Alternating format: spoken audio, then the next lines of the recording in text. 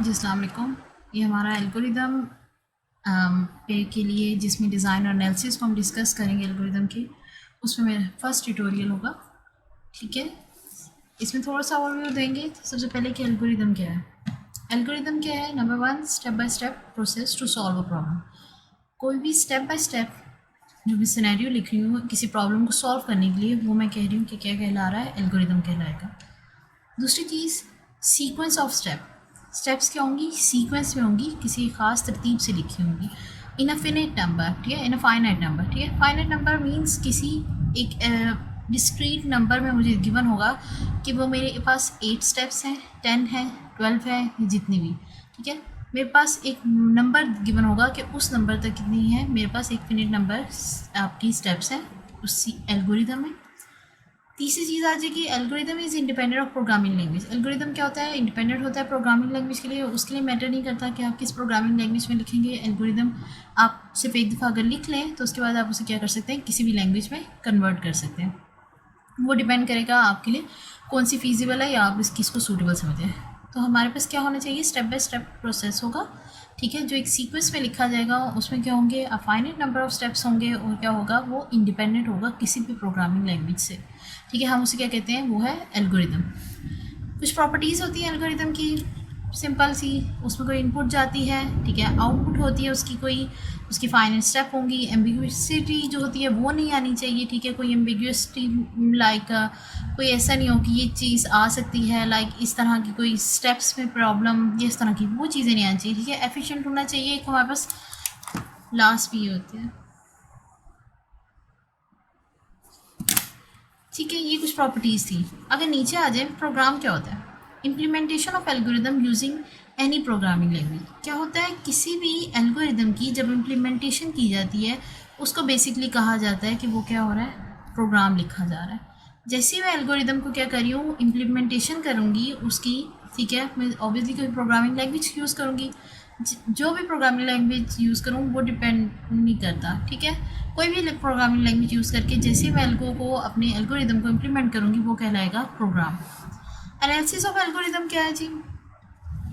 Analysis of algorithm क्या है? Analysis of algo is the basis of time and space to check whether it can be consider as a best solution to the problem और not.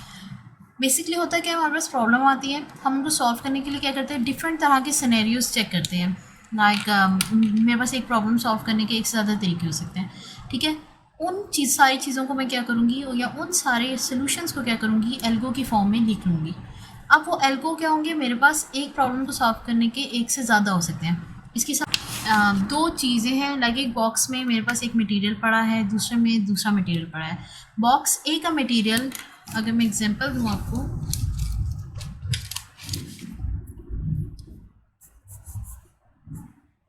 ठीक है, मुझे क्या करना है? Box ए का मटेरियल बॉक्स बी में लेके जाना है, ठीक है। तो मुझे क्या चाहिए?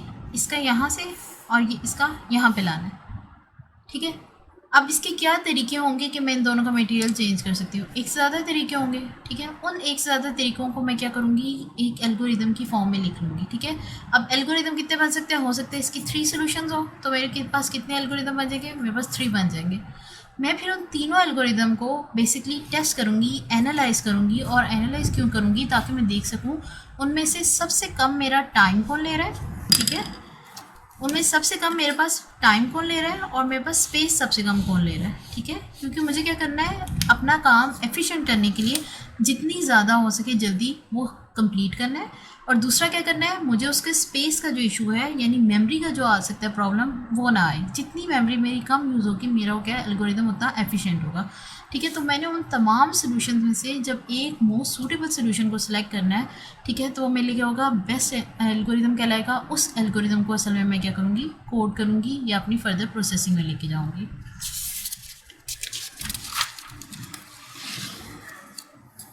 ठीक है जी, इसमें देख लेते हैं time complexity.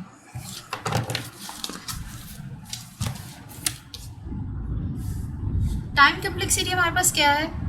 Run time required by algo to solve the problem. कितना टाइम मुझे उसकी रनिंग में लग सकता है, उसकी प्रोसेसिंग में, उसकी एग्जीक्यूशन में लग सकता है, ठीक है, किसी भी एल्गो की किसी भी एक प्रॉब्लम को सॉल्व करने के लिए। यानी कि मैंने लास्ट टाइम पीछे बात की है कि मेरे पास कितने थे? 3 सोल्यूशन थे। उन 3 में से मेरे पास आया कि फर्स्ट वाले में 5 मिनट लग रहे हैं, सेकंड वाले पे 7 मिनट लग रहे हैं, थर्ड वाले पे मेरे पास कितने 9 मिनट्स लग रहे हैं। इनमें से बेस्ट सोल्यूशन मेरे पास कौन सा होगा? ऑब्वियसली जिसमें मेरा क्या है, टाइम कम लग रहा है।